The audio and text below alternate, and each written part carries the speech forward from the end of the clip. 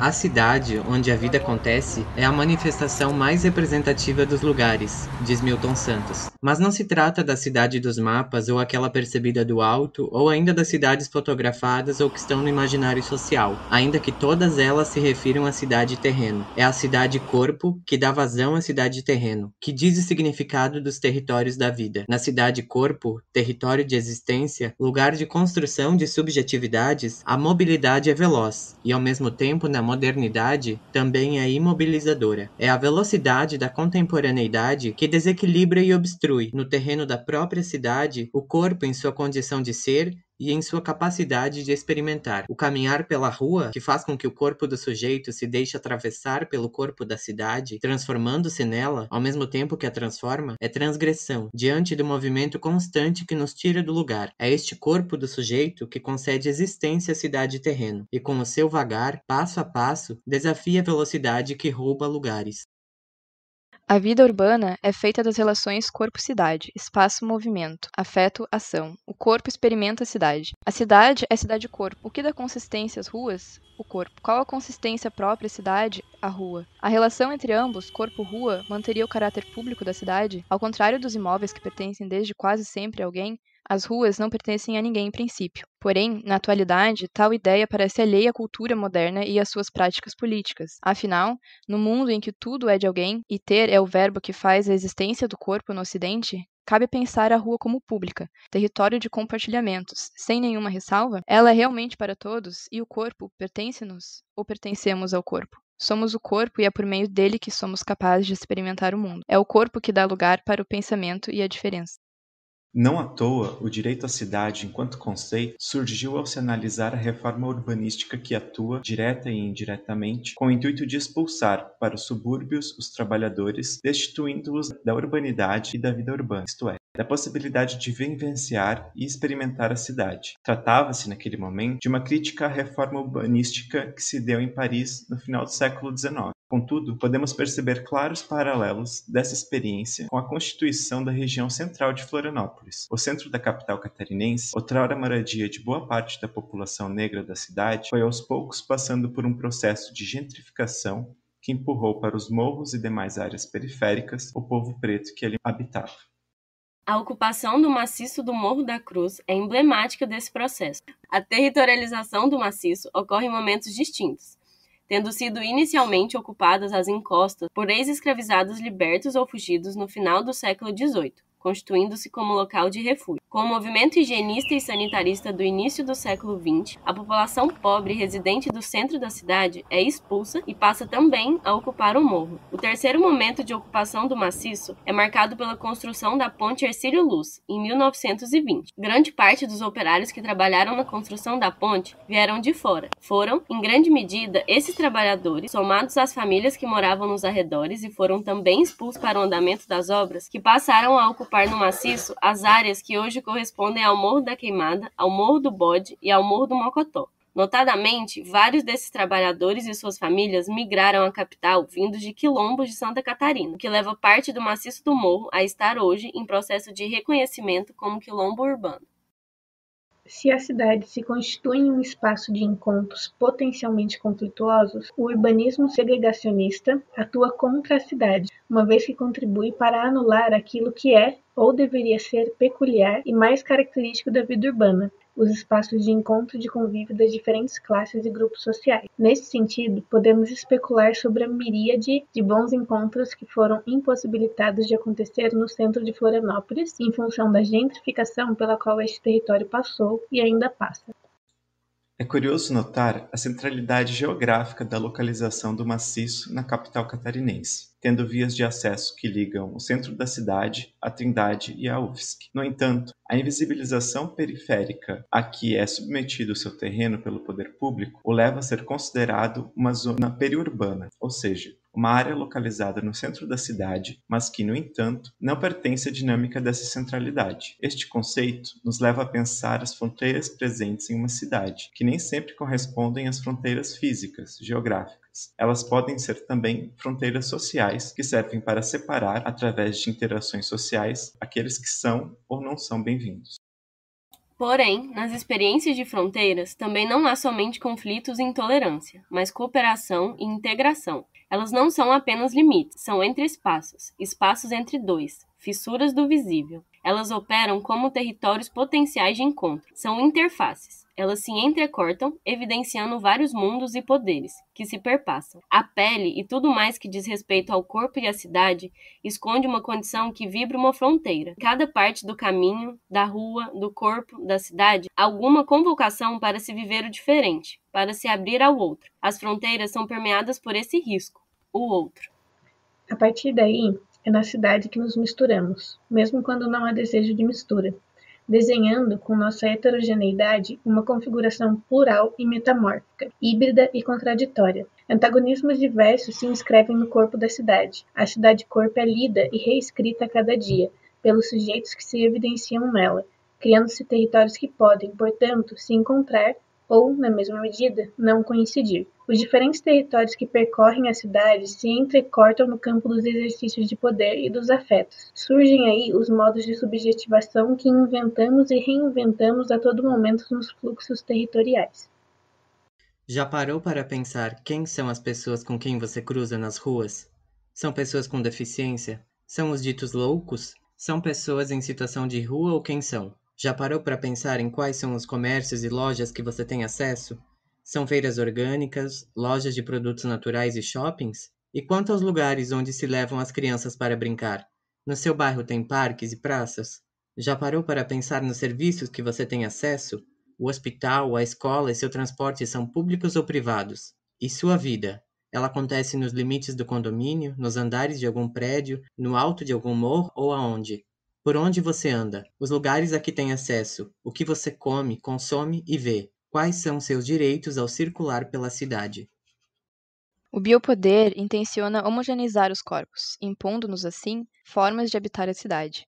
Então, repito, quem são as pessoas que você vê circular pelas ruas e a quais serviços você tem acesso? Já parou para pensar nas instituições que nos prendem, nos libertam, nos moldam e nos transformam? Onde estão os presídios, os asilos, os hospitais, as escolas, creches, delegacias e quartéis da sua cidade? Docilização ou revolta? O que o biopoder te causa? A cidade tem a aprender com as diferentes vozes, com a potência inventiva dos diferentes modos de ser. A cidade precisa ser democrática, as pessoas precisam poder falar por si e serem ouvidas ao circular pelo território. Ao mesmo tempo em que a cidade e território constituem-se um espaço de encontros potencialmente conflituosos, este mesmo território também tem a capacidade de ser produto e produtor de afetos de alegria, propiciados pela experiência dos bons encontros resultantes das relações vivenciadas no e pelo território. As cidades de nossos dias, assim como as do passado, são territórios de fecundos conflitos, experimentações, lugar onde se produz a face do diverso, do estranho, do familiar, do estrangeiro, local ao mesmo tempo de fabricação de práticas para acolhê-los, dar corpo às suas faces ou dissipá-los.